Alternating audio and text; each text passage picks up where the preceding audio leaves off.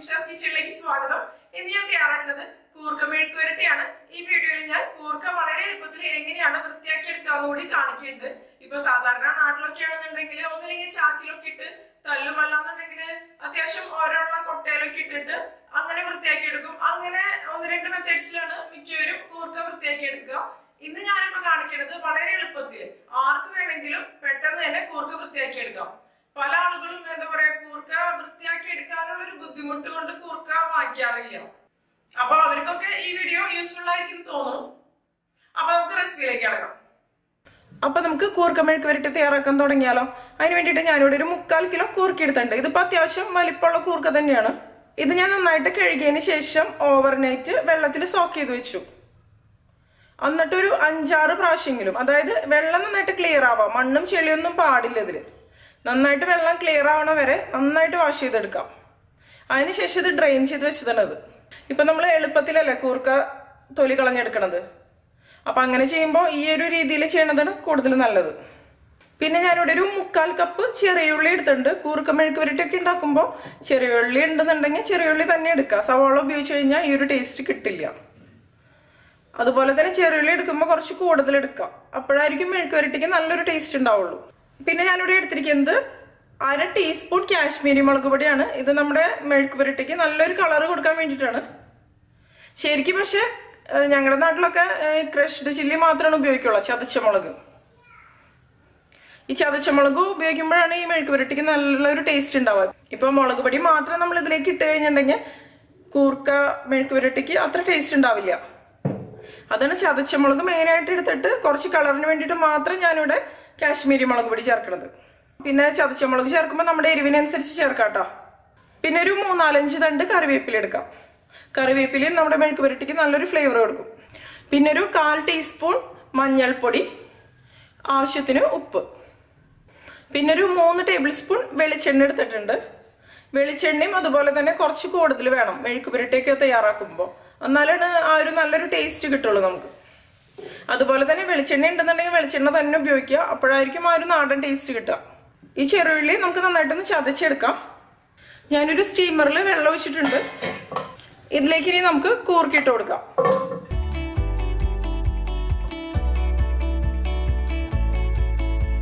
ഇപ്പൊ കണ്ടില്ലേ, ഇതിന് നാര് പോലെയുള്ള ഭാഗമില്ല, അതൊന്നും ഞാൻ കളഞ്ഞിട്ടില്ല കേട്ടോ. ഇനി ഇത് അടച്ചു വെച്ച് നന്നായിട്ട് ഇതൊന്ന് സ്റ്റീം ചെയ്തെടുക്കാം. എന്നുവെച്ചാൽ ഒരുപാട് വേവിച്ചെടുക്കേണ്ട ആവശ്യമില്ല. നമുക്ക് ഇതിന്റെ തൊലി കളഞ്ഞെടുക്കാൻ പറ്റണം. ആ ഒരു രീതിയിൽ ഇത് വേവിച്ചെടുത്താൽ മതി. ഒരു 10-15 മിനിറ്റ് ഒക്കെ മതിയായിരിക്കും ഇത് കറക്റ്റ് ആയിട്ട് വെന്ത് കിട്ടാൻ. നിങ്ങൾക്കിപ്പോ സ്റ്റീമറിലല്ലാന്നുണ്ടെങ്കിൽ കുക്കറിലായാലും നമുക്ക് വേവിച്ചെടുക്കാം കേട്ടോ. കുക്കറിൽ ഇതുപോലെ തന്നെ വെള്ളം ഒഴിച്ചിട്ട് വേവിച്ചെടുക്കാം. പക്ഷെ വേവ് കറക്റ്റ് ആയിരിക്കണം. ഒരുപാട് അങ്ങോട്ട് വെന്ത് കുഴഞ്ഞു കഴിഞ്ഞിട്ടുണ്ടെങ്കിൽ പിന്നെ തൊലി നമുക്ക് കറക്റ്റ് ആയിട്ട് പൊളിച്ചെടുക്കാൻ പറ്റില്ല. ഇനി നന്നായിട്ടൊന്ന് കുക്കായിട്ട് വരട്ടെ, എന്നിട്ട് ബാക്കി കാണിച്ചു തരാം. ഇപ്പൊ നന്നായിട്ട് കുക്കായിട്ട് വന്നിട്ടുണ്ട്. ഞാൻ ഫ്ലെയിം ഓഫ് ചെയ്ത് കൊടുക്കുകയാണ്. ഇനി നന്നായിട്ടൊന്ന് തണുത്ത് വരട്ടെ, അതിനുശേഷം നമുക്ക് ബാക്കി പരിപാടികൾ ചെയ്യാം. ഇപ്പോൾ കൂർക്ക നന്നായിട്ട് തണുത്ത് വന്നിട്ടുണ്ട്.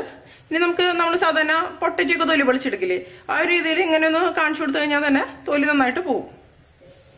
എളുപ്പത്തിൽ തന്നെ നമുക്ക് തൊലി കളഞ്ഞെടുക്കാം. ഇതാ ഇതുപോലെ. ഇനി ഇതിന്റെ സൈഡിലൊക്കെ എന്തെങ്കിലും എന്താ പറയാ, കൂർക്കയാകുമ്പോ പൊട്ടറ്റയുടെ പോലെ ആയിരിക്കില്ലല്ലോ, നാരുകളൊക്കെ ഉണ്ടാവില്ലേ, ആ ഭാഗമൊക്കെ ഒന്ന് കട്ട് ചെയ്ത് കളയാം. ഇതുപോലെ തന്നെ നമുക്ക് എല്ലാം തൊലി കളഞ്ഞെടുക്കാം. ഇങ്ങനെ തൊലി കളയുമ്പോൾ എന്ന് പറഞ്ഞാൽ കയ്യിലൊന്നും തീരെ കറിയൊന്നും ആവില്ല. പക്ഷെ ഞാൻ 100% നമ്മള് മറ്റേ രീതിയിൽ ഉണ്ടാക്കണതിന്റെ ആ ഒരു ടേസ്റ്റ് ഞാൻ അവകാശപ്പെടുന്നില്ല. ഇങ്ങനെ തൊലി കളഞ്ഞെടുക്കുമ്പോൾ മറ്റേ രീതിയിൽ നമ്മൾ സാധാരണ തല്ലിയിട്ടൊക്കെ ഉണ്ടാക്കില്ല, അല്ലാന്നുണ്ടെങ്കിൽ കൊട്ടയിലിട്ട് അരച്ചിട്ട് ആ ഒരു ടേസ്റ്റ് കിട്ടില്ല. കുറച്ചൊരു ടേസ്റ്റ് കുറവായിരിക്കും. പക്ഷെ കൂർക്ക തൊലി കളയാൻ എന്താ പറയാ, മറ്റേ രീതിയിലൊക്കെ കുറച്ച് ബുദ്ധിമുട്ടല്ലേ. അങ്ങനെയുള്ളവർക്കൊക്കെ ട്രൈ ചെയ്യാവുന്ന ഒരു മെത്തേഡ് തന്നെയാണ്. എന്നാൽ തീരെ ടേസ്റ്റ് കുറവൊന്നുമില്ല. ഇതുപോലെ ഞാൻ എല്ലാം തൊലി കളഞ്ഞെടുക്കാം. ഞാൻ എല്ലാ കൂർക്കയും തൊലി കളഞ്ഞെടുത്തിട്ടുണ്ട്. കുറച്ച് ഞാൻ കട്ട് ചെയ്ത് വെച്ചിട്ടുണ്ട്. ഞാൻ ജസ്റ്റ് കാണിക്കാം ഞാൻ എങ്ങനെ കട്ട് ചെയ്യാറുണ്ട്. എനിക്കെപ്പോഴും കൂർക്ക ചെറിയ കഷ്ണങ്ങളായിട്ട് കട്ട് ചെയ്യണതാണ് ഇഷ്ടം. ഇപ്പോൾ ചിലവര് കാണാറുണ്ട് വലിയ കഷ്ണങ്ങളായിട്ടാണ് എപ്പോഴും കട്ട് ചെയ്യുക. ഞാനിങ്ങനെ ചെറിയ കഷ്ണങ്ങളായിട്ട് കട്ട് ചെയ്ത് ഇതുപോലെ എല്ലാം കട്ട് ചെയ്തെടുക്കും. കൂർക്ക നമ്മൾ സ്റ്റീം ചെയ്ത് എടുക്കുന്ന സമയത്ത് നല്ല കൂർക്കയൊക്കെ ഇടുന്നുണ്ടെങ്കിൽ പെട്ടെന്ന് തന്നെ കുക്കായിട്ട് വരും. ഇപ്പോൾ ഉണങ്ങിയ ടൈപ്പ് കൂർക്കയൊക്കെ ഇടുന്നുണ്ടെങ്കിൽ അങ്ങനെ പെട്ടെന്ന് ഇതിന്റെ തൊലി കളഞ്ഞെടുക്കാൻ പറ്റില്ല. നമുക്ക് കുറച്ച് ബുദ്ധിമുട്ടായിരിക്കും തൊലി കളഞ്ഞെടുക്കാൻ. ഇപ്പൊ നാട്ടിലൊക്കെ നല്ല ഫ്രഷ് ആയിട്ടുള്ള കൂർക്കയാണെന്നുണ്ടെങ്കിൽ പെട്ടെന്ന് തന്നെ നമുക്ക് ഇതിന്റെ തൊലി കളഞ്ഞെടുക്കാൻ പറ്റും.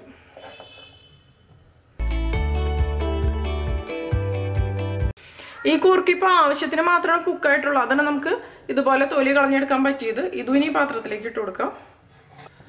ഇനി നമുക്കൊരു കടായി എടുക്കാം. കടായി ചൂടായി കഴിയുമ്പോൾ അതിലേക്ക് നമുക്ക് വെളിച്ചെണ്ണ ഒഴിച്ചു കൊടുക്കാം.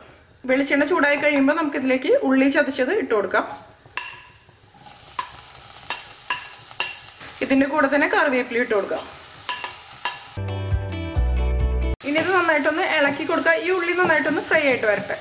ഇതിലേക്ക് നിങ്ങൾക്ക് വേണമെന്നുണ്ടെങ്കിൽ വെളുത്തുള്ളി ചതച്ചതും ഇട്ട് കൊടുക്കാം കേട്ടോ. ഞാനിപ്പോ ചേർക്കണില്ല. ഇപ്പൊ ഈ ഉള്ളി ചെറുതായിട്ടൊന്ന് മൂത്ത് തുടങ്ങിയിട്ടുണ്ട്. ഇനി ഇതിലേക്ക് മഞ്ഞൾപ്പൊടി ചേർത്ത് കൊടുക്കാം, കാശ്മീരി മുളക് പൊടി ഇളക്കി കൊടുക്കാം. ഇത് കരിഞ്ഞു പോകാൻ പാടില്ല. ഇനി ഇതിലേക്ക് ചതച്ച മുളക് ചേർത്ത് കൊടുക്കാം, ഫ്രഷ്ഡ് ചില്ലി.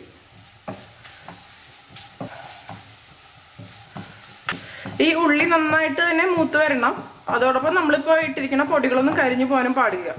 പിന്നെ ഈ പൊടികളുടെയും പച്ചമണം അത്യാവശ്യം മാറണം. ലോ ഫ്ലെയിമിൽ വെച്ചിട്ട് ഇളക്കി കൊടുക്കാം. ഇപ്പൊ ഇത് ആവശ്യത്തിന് മൂത്ത് വന്നിട്ടുണ്ട്. ഇത് മതി.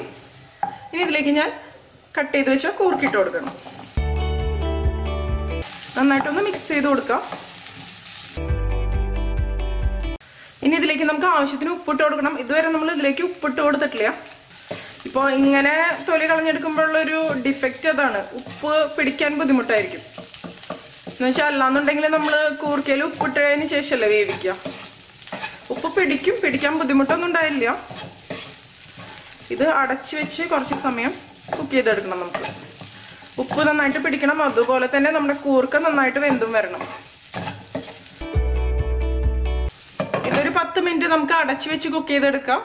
ഇടയ്ക്ക് തുറന്ന് ഇളക്കി കൊടുക്കാം. ഇനി നമുക്ക് തുറന്ന് നോക്കാം. ഇപ്പോ ഇവിടെ കിട്ടണ കൂർക്കയെ കാരണം ഇത് വെന്ത് വരാൻ കുറച്ച് ബുദ്ധിമുട്ടാണ്. ഇപ്പൊ ഞാൻ 3/4 ഭാഗമല്ലേ ഇത് വേവിച്ചിട്ട് എടുത്തിട്ടുണ്ടായിരുന്നുള്ളൂ. അപ്പൊ ഞാൻ ഇതിലേക്ക് കുറച്ച് വെള്ളം ഒഴിച്ചു കൊടുക്കണം. ഒരു 1/2 കപ്പ് മതി, ഒരുപാടൊന്നും വേണ്ട. വെള്ളം ഒഴിച്ചു കൊടുക്കുമ്പോൾ നല്ല തിളച്ച വെള്ളം ഒഴിച്ചു കൊടുക്കുക. അത് പ്രത്യേകം ശ്രദ്ധിക്കുക. ഇപ്പൊ ഈ രീതിയിൽ നമ്മൾ കൂർക്ക തൊലി കളഞ്ഞെടുത്ത കാരണമാണ് നമ്മൾ ഇതിലേക്ക് വെള്ളം ഒഴിച്ചു കൊടുക്കുന്നത്. അല്ലാന്നുണ്ടെങ്കിൽ നമ്മളിപ്പോ കൂർക്ക മെഴുക്ക് വരട്ടിയിൽ ഇപ്പൊ കാച്ചിയെടുത്തതിന് ശേഷം നമ്മൾ വെള്ളം ഒഴിച്ചു കൊടുക്കാറില്ല. ഇപ്പൊ വെള്ളം ഒഴിച്ചു കൊടുക്കുമ്പോൾ ഒരു ഗുണം എന്താണെന്ന് വെച്ചാൽ ഉപ്പൊക്കെ നന്നായിട്ട് പിടിക്കും ഈ കൂർക്കയുടെ കഷ്ണങ്ങളിലേക്ക്. അല്ലാന്നുണ്ടെങ്കിൽ ഉപ്പ് പിടിക്കാനും ബുദ്ധിമുട്ടായിരിക്കും ഉള്ളിലേക്ക്. ഇനി ഇതൊന്നും കുക്കായിട്ട് വരട്ടെ. കുക്കായിട്ട് വന്നിട്ട് ഈ വെള്ളം നന്നായിട്ട് ഡ്രൈ ആയിട്ട് വരണം. ഇനി തുറന്ന് നോക്കാം. ഇപ്പൊ നമ്മുടെ കൂർക്ക നന്നായിട്ട് വെന്തിട്ടുണ്ട്. വെള്ളമൊക്കെ നന്നായിട്ട് ഡ്രൈ ആയിട്ട് തന്നെ വന്നിട്ടുണ്ട്. ഇനി വേണമെന്നുണ്ടെങ്കിൽ കുറച്ചൊന്ന് ഉടച്ചു കൊടുക്കാം. അങ്ങനെ ഇഷ്ടമുണ്ടെങ്കിൽ മാത്രം, അല്ലാന്നുണ്ടെങ്കിൽ വേണ്ട. ഇങ്ങനെ തന്നെ കഷ്ണങ്ങളായിട്ട് കഴിക്കാനാണ് ഇഷ്ടം എന്നുണ്ടെങ്കിൽ അങ്ങനെ തന്നെ മതി. ഇത് വേണമെന്നുണ്ടെങ്കിൽ ഒന്നും കൂടി ഒന്ന് ഡ്രൈ ആക്കി എടുക്കാം. അല്ലാന്നുണ്ടെങ്കിൽ ഒരു കുഴഞ്ഞിരിക്കുന്ന ഒരു സ്റ്റേജിലാണ് ഇഷ്ടം എന്നുണ്ടെങ്കിൽ അങ്ങനെ എടുക്കാം. ഞാനിനിയിപ്പോ ഡ്രൈ ആക്കണില്ല, ഇങ്ങനെ തന്നെ മതി. ഇപ്പൊ അത്യാവശ്യം ഡ്രൈ ആയിട്ട് തന്നെ വന്നിട്ടുണ്ട്. ഞാനിനി ഫ്ലെയിം ഓഫ് ചെയ്ത് കൊടുക്കണം. ഞാനിതൊന്ന് ടേസ്റ്റ് ചെയ്ത് നോക്കിയിട്ട് പറയാം എങ്ങനെയുണ്ടെന്ന്. നല്ല ചൂട്, ആവശ്യത്തിന് ഉപ്പും നല്ല എരിവൊക്കെ ഉണ്ട്. കൂർക്ക മെഴുക്ക് വരട്ടിയുടെ ഒക്കെ ഒരു പ്രശ്നം എന്താണെന്ന് വെച്ചാൽ നമ്മൾ ഒരു പ്രാവശ്യം ഒന്ന് ടേസ്റ്റ് ചെയ്ത് നോക്കിക്കഴിഞ്ഞാൽ പിന്നെ നമുക്കത് കഴിച്ചുകൊണ്ടിരിക്കാൻ തോന്നും. അത്ര ടേസ്റ്റി അല്ലേ. എനിക്കിപ്പോ മറ്റേ രീതിയിൽ ക്ലീൻ ചെയ്തെടുക്കണതും ഇതും തമ്മിൽ അത്ര വ്യത്യാസമൊന്നും തോന്നണില്ല. നല്ല ടേസ്റ്റ് തന്നെയുണ്ട് ഇത്. അപ്പൊ എല്ലാവരും ട്രൈ ചെയ്ത് നോക്കിയിട്ട് നിങ്ങളുടെ എക്സ്പീരിയൻസ് ഷെയർ ചെയ്തോളൂ കേട്ടോ. നിങ്ങൾക്ക് എന്റെ വീഡിയോ ഇഷ്ടമാവുകയാണെങ്കിൽ ലിംഷാസ് കിച്ചൻ സബ്സ്ക്രൈബ് ചെയ്തോളൂ കേട്ടോ. പിന്നെ ലൈക്ക് ചെയ്യാം. അതോടൊപ്പം